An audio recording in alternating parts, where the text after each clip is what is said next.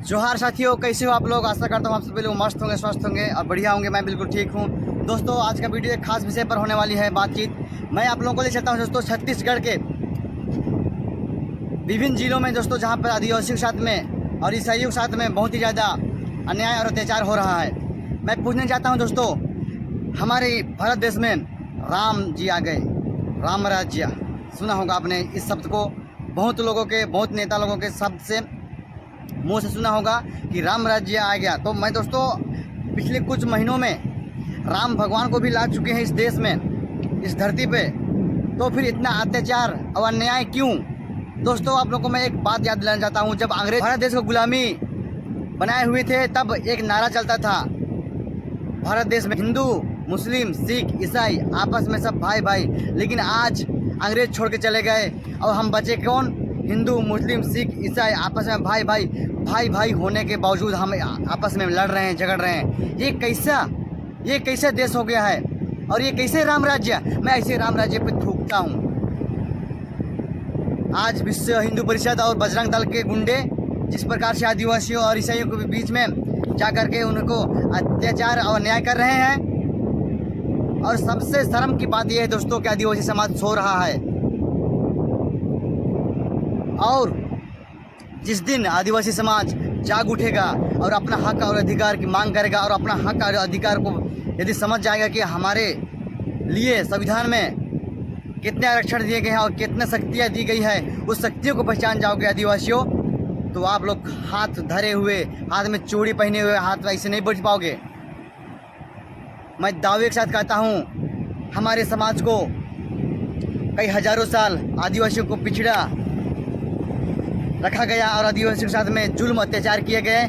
और फिर से वो दिन ज़्यादा दूर नहीं है, हमें फिर से गुलाम बनाया जाएगा, हमारे साथ में अन्याय अत्याचार किया जाएगा, हमें ऐसे सतावना, ऐसी प्रताड़ना हमें झेलने को मिलेंगे कि हम सोच भी नहीं सकते हैं। इसीलिए वक्त रहते जाग जाओ मेरे आदिवासी भाइयों बहनों। मैं यही गुजारिश करता हूँ आप लोगों को कि आप लोग जाग जाइए और आदिवासी एकजुट हो जाइए, संगठित रहिए, शिक्षित रहिए और आपस में मिलजुल कर रहिए। मैं दावे के साथ कहता हूँ, आप तक आदिवासी किसी धर्म के ऊपर ना उंगली उठाया है, ना आवाज़ उठाया है।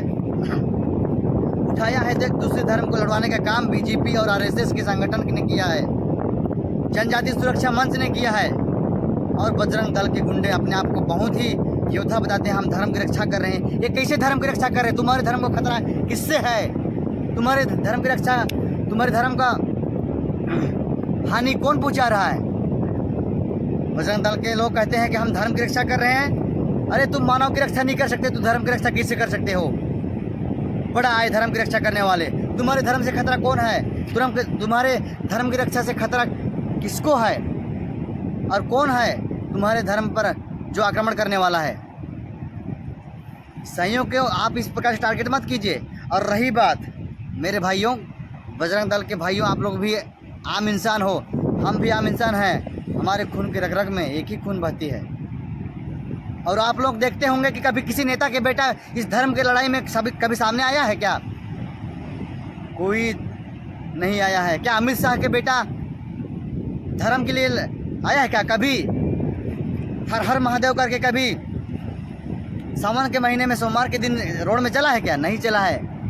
तुम लोगों को, गरीब लोगों को, हम सामान्य लोगों को उकसाते हैं धर्म के नाम पर, चुनाव जीतने के लिए, हमेशा कुर्सी पे बने रहने के लिए भगवान को बीच में लाते हैं। इस बात को समझना होगा। मैं किसी अन्य समाज को नहीं कहता हूँ, मैं अपने समाज को कहता हूँ। आदिवासी समाज, वक्त रहते जाग जाइए आप लोग, वरना हमारे साथ में जो होगा वो हम कभी सोच नहीं सकते। 3000 4000 साल पहले जो हुआ उसको भूल जाइए।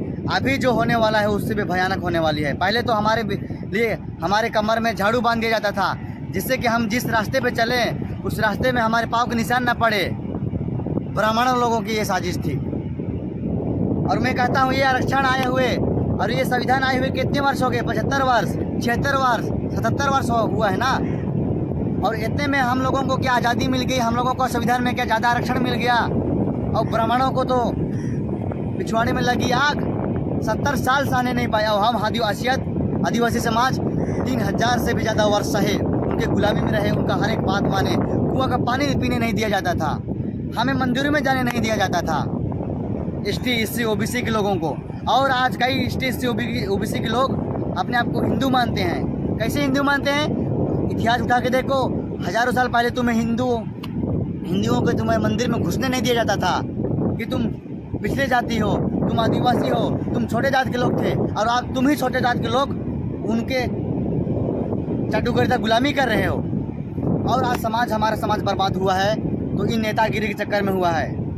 जो चापलूसी करते हैं ना, 2-4 पैसों के लिए चापलूसी करते हैं नेताओं की, उनकी वजह से आज हमारा समाज पिछड़ा रह गया है।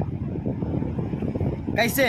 क्योंकि आज हमारे हक अधिकार की बात उनके सामने वो लोग बोल नहीं सकते हैं। और हम है कि थोड़ा अनपढ़ गंवार हैं, हम तो और भी बोल नहीं सकते हैं कि हमारा हक अधिकार क्या है। जो हमारा हक अधिकार के बारे में जिसको पता है वो चले जाता है नेता की गुलामी करने के लिए, नेता की चापलूसी करने चला जाता है। जितने भी पढ़े लिखे लोग हैं वो तो गूंगे हैं, बहरे हैं। आज भी आदिवासी समाज में आदिवासी के आरक्षण के बलबूते पर, उसके ताकत के बदौलत पे साला नौकरी कर रहे हैं, वो भी खामोश है। हमारा क्या जा रहा है?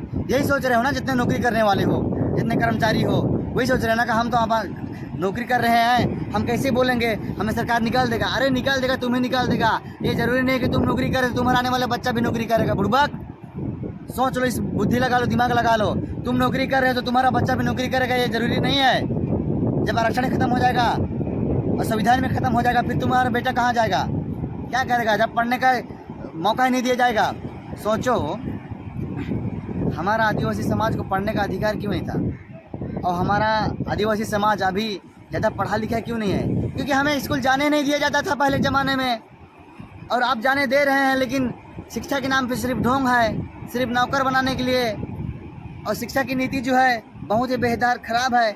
हमारे आदिवासी समाज, मध्यम वर्ग के समाज, किसान परिवार के लोग बड़े डिग्रियाँ प्राप्त नहीं कर सकते हैं, 10वीं 12वीं और कॉलेज तक ही अटक जाते हैं। बाद में सत्य बोल रहा हूँ तो कमेंट करो, और सत्य बोल रहा हूँ तो भी कमेंट करो कि मैं सत्य वचन को बोल रहा हूँ। और मेरा हौसला बुलंद करने के लिए दोस्तों आप लोग कमेंट करो, ज़्यादा से ज़्यादा वीडियो को शेयर करो, मेरा हौसला बुलंद हो सके।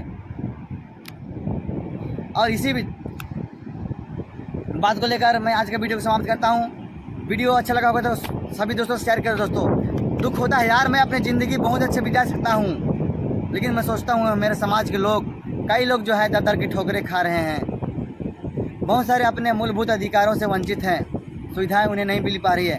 यह सुविधा दिलाने के लिए मैं ये सब करता हूँ। नहीं तो अपने सुविधा मेरे पास बहुत है। जिस उम्र, कच्ची उम्र हमारा अभी है, जवानी की उम्र है, जवानी के जोश है, इस उम्र में हमारे कितने साथी मौज कर रहे हैं, मस्ती कर रहे हैं। मैं भी चाहता हूँ, हमारे पास भी सब कुछ है, गाड़ी है, अच्छा खासा गाड़ी है, मैं भी मौज कर सकता हूँ। लेकिन मुझे चिंता है मेरे समाज के लोगों को कि वो लोग कैसे ज़िंदगी बिताएंगे। हम तो अपनी ज़िंदगी अच्छा खासा बिता लेंगे, लेकिन मेरे समाज को भी, मैं जिस प्रकार से मौज करवाना चाहता हूँ उसी प्रकार से मैं समाज के लोगों को भी मौज करवाना चाहता हूँ। इसी के साथ मिलता हूँ अगले नेक्स्ट वीडियो के साथ। दोस्तों, आदिवासी जोहार, जय मूल निवासी।